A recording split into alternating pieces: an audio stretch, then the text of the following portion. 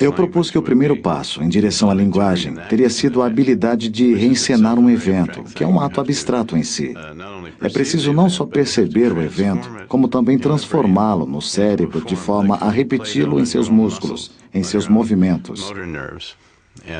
Para conseguir isso, o cérebro só pode fazer uma coisa: mexer os músculos.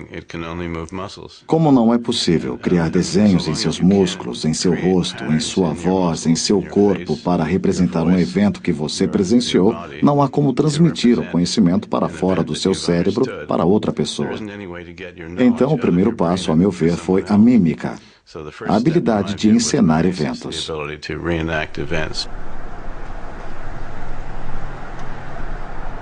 Merlin Donald acrescenta que foi devido à limitação dos gestos que a linguagem finalmente se afirmou. Uma das características do homem é criar um ambiente técnico e simbólico que obriga a superação de si mesmo. Nos vemos realizando feitos que não fomos criados para fazer. Foi a própria cultura que nos fez explorar um potencial que até aquele momento tinha ficado adormecido em nossos cérebros. A busca pela origem da linguagem nos leva a nosso interior. Como as palavras apareceram nas interações entre seres humanos? Bruno Falessard, psiquiatra e estatístico, nos leva para vivenciar seu nascimento. Eu vejo uma árvore e a reconheço como tal, mas nem todas as árvores são iguais. Então, o cérebro humano classifica ao reconhecê-la. Ele se lembra e associa uma forma a uma série de formas que se parecem com ela.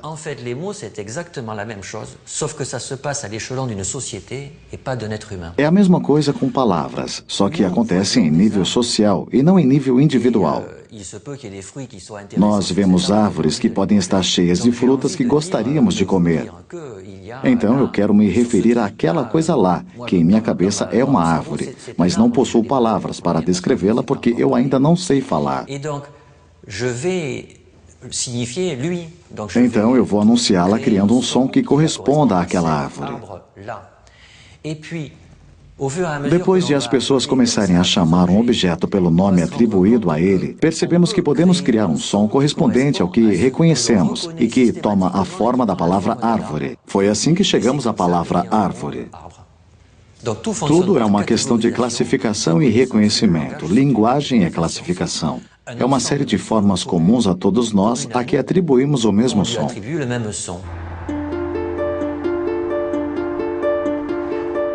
Um psicólogo americano, Derek Bickerton, postulou o próximo passo, que ele chamou de protolinguagem. É uma linguagem que preenchia as necessidades de construção de ferramentas, caçadas, como a linguagem de uma criança de 18 meses, sem gramática, que consistia numa combinação de gestos, entonações e palavras. Um modo de expressão que pode ter existido mais de 1 milhão de anos antes de o Homo sapiens inventar a linguagem. Mas o linguista Denis Bochart não acredita que tenha demorado tanto para o próximo passo aparecer. Basta ter uma palavra para cada situação que queremos expressar. É claro que isso se torna rapidamente impossível, já que o cérebro não pode armazenar todas elas. Nosso sistema de percepção não permite que tantas diferenças sutis possuam um número infinito de elementos. Resultado, começamos a combinar. É aí que a sintaxe entra em cena. A sintaxe simplesmente combina elementos relativamente genéricos. Palavras têm significados relativamente genéricos, mas ao combiná-las, formamos um efeito funil e conseguimos expressar o que queremos. Mas a sintaxe não vai levar 1 milhão de anos para aparecer, uma vez que todos os elementos já estão lá. A pressão evolucionária para comunicar tais elementos já se faz presente. Então podemos ir facilmente de uma protolinguagem bruta com poucas palavras para uma linguagem com sintaxe em menos de uma geração. Puis le chat. C'est quoi le verbe là dans cette phrase? Qualquer criança sem educação formal, desde o momento em que é capaz de falar, consegue produzir e interpretar frases coerentes que nunca ouviram antes. É só mais tarde que ela aprende a gramática com suas várias regras. Com base nessa observação, Noam Chomsky revolucionou a linguística nos últimos 30 anos. Ele baseia seu pensamento na característica inerente da aquisição da linguagem. Essa abordagem intuitiva permaneceu controversa por muito tempo. Em sua opinião, uma mutação é a fonte de nossas faculdades linguísticas, nossa aptidão para a fala. Algo aconteceu, digamos, uma pequena mutação, que nos permitiu uma atividade que deu vazão a uma gama infinita de expressões hierarquicamente estruturadas. Essa atividade pode ter lançado mão de elementos conceituais que já estavam presentes. Sem dúvida, os pré-Homo sapiens, os primeiros hominídeos, tinham capacidades como a classificação, talvez encenação, consciência de causa e efeito do agente e da ação, formas de estruturar a experiência de certas maneiras. Mas elas eram finitas e fixas. Chegamos a encontrá-las até certo ponto em outros animais. Esse indivíduo, de repente, ganha a capacidade de pensar do jeito como pensamos, com uma gama infinita de expressões estruturadas, cuja interpretação pode ser usada para percepção, para planejamento, para traduzir o mundo, etc. Uma espécie de linguagem do pensamento. Note que ela precisa ser individual, porque esse tipo de mutação ocorre em um indivíduo. Ora, esse indivíduo teria obtido uma vantagem seletiva, ou seja, a habilidade de planejar, de perceber, de interpretar, etc., que deu a ele uma superioridade. Mutações vantajosas podem proliferar. Não necessariamente, a maioria morre bem rápido em grupos pequenos, mas elas podem proliferar através dos descendentes. Então, ela pode ter virado a norma num pequeno grupo, num período relativamente curto.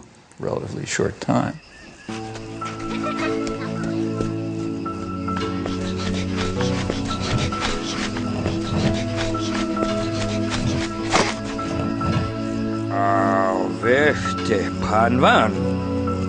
Aete avandanyata eteho. Aya. Ermenhano. Etehega.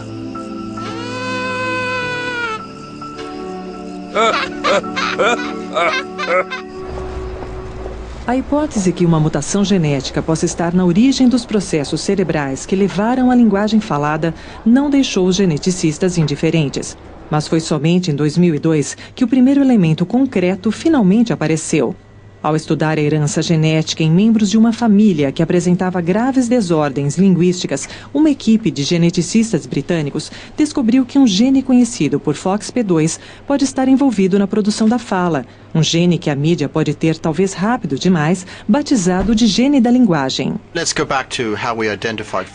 Vamos voltar a como identificamos o FOXP2 e talvez você consiga entender melhor a função dele. Ele foi identificado numa família chamada CAE, que teve em várias gerações graves desordens de fala e linguagem. A fala deles era de difícil compreensão, mas eles também tinham dificuldades em aspectos gramaticais específicos. Tempos verbais e outros segmentos da linguagem que não estavam diretamente ligados à fala. Conforme envelheciam, passavam a ter problemas de leitura também, porque a eficiência linguística deles era muito baixa. É um gene que, em mutação, produz uma desordem grave na fala e na linguagem. Pesquisamos outras formas mais comuns de distúrbios linguísticos e não vimos muitas evidências que esse gene aumente a tendência a distúrbios comuns, mas ele nos permite começar a compreender como outros genes são regulados pelo FOXP2 no desenvolvimento cerebral.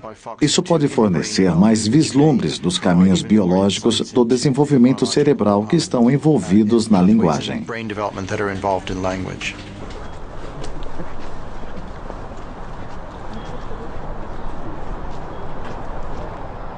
Paleogeneticistas começaram a conduzir pesquisas para descobrir exatamente quando essa versão do gene FOXP2, exclusivo do homem, fez sua aparição.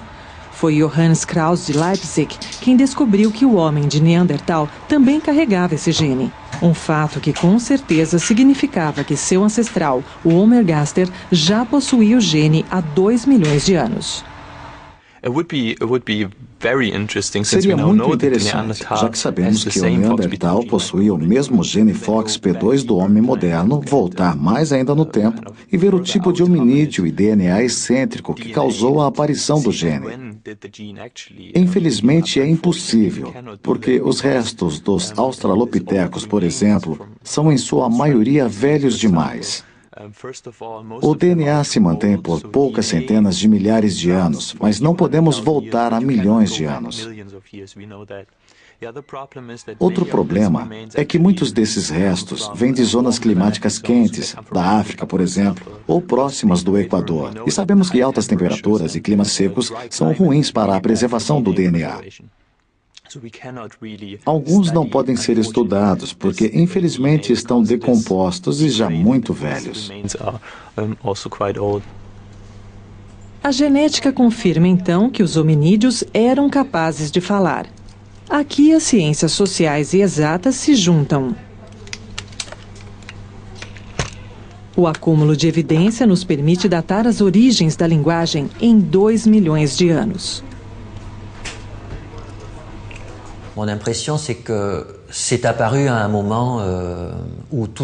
Minha impressão é que isso aconteceu numa hora em que tudo colaborou para que fosse possível. Primeiro, havia um grupo de animais com um senso de vida comunitária altamente desenvolvido, para o qual uma ferramenta que lidasse com a comunicação seria muito importante para a sobrevivência dele. Segundo, tínhamos os órgãos necessários para essa função. Então, para falar, poder vocalizar sons, é preciso uma laringe e tudo mais. Talvez tenhamos dado a sorte de ter um cérebro bem desenvolvido e muito maleável. Imaginamos que, graças à combinação desses 3 fatores, a linguagem tenha nascido.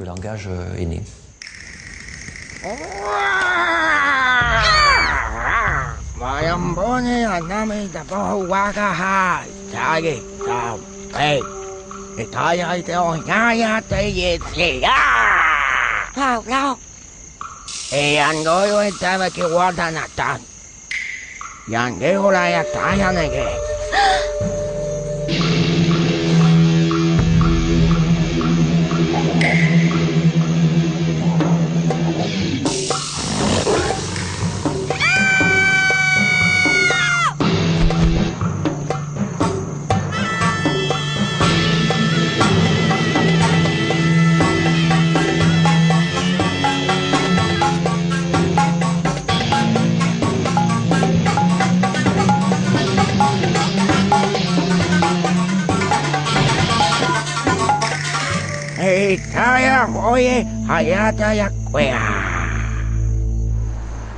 Os linguistas apontam para uma explicação social e política para a origem da linguagem. O homem é um ser social porque ele é um ser falante.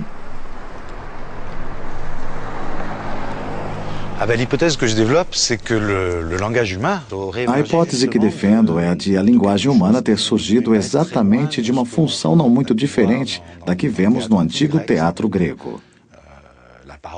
Em outras palavras, a fala humana serviu primeiramente e, acima de tudo, para contar histórias. Mas não qualquer história. Histórias que eram essenciais para a cultura. Grandes mitos, peças sagradas, etc. Foi graças a essas histórias que as sociedades humanas conseguiram estabelecer uma cultura, um estilo de vida, etc. Uma cultura que, de certa forma, conseguiu se desvencilhar da biologia através da explicação de suas regras, graças à linguagem.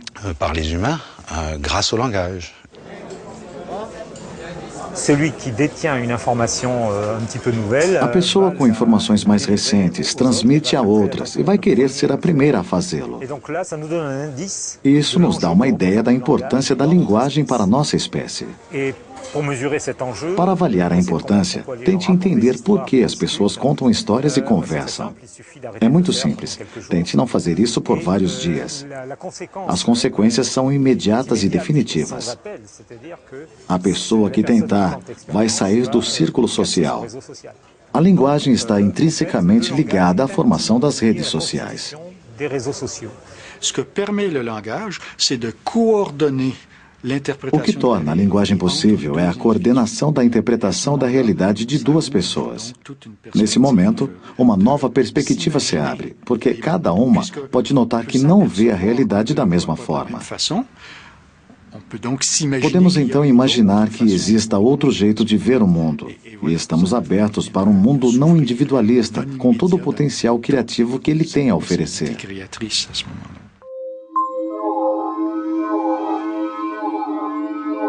É a vez de a inteligência artificial oferecer novas experiências para a compreensão da linguagem. Robôs que enxergam, se posicionam no espaço, produzem sons e tentam coordenar sua interpretação da realidade.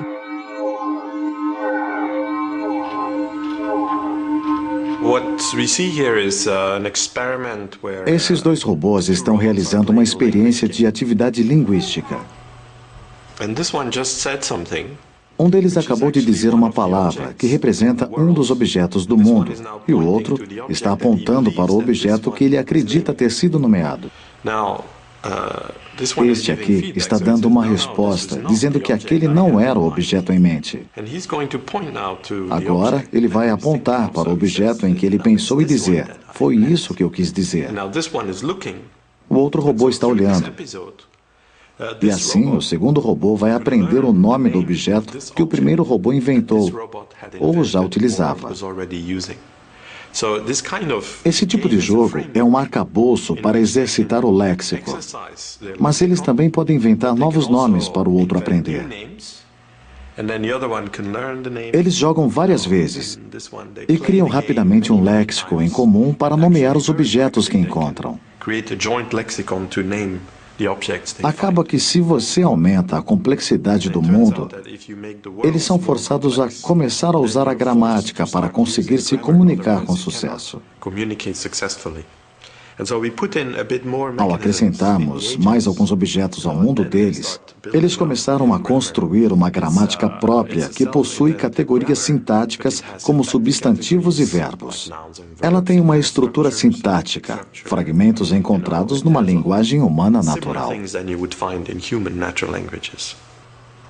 Dos australopitecos aos robôs, a aventura da linguagem continua. As aptidões que nos levaram à linguagem e à descoberta da palavra falada são o futuro da computação. Depois de milhões de anos, graças à gigantesca viagem através da história da humanidade, somos forçados a encarar o futuro. Talvez estejamos diante de um novo marco, onde nossos meios de comunicação fiquem, graças aos computadores, cada vez mais independentes do cérebro humano. Será que memória, linguagens e redes de computador estão nos levando em direção a uma nova etapa evolucionária?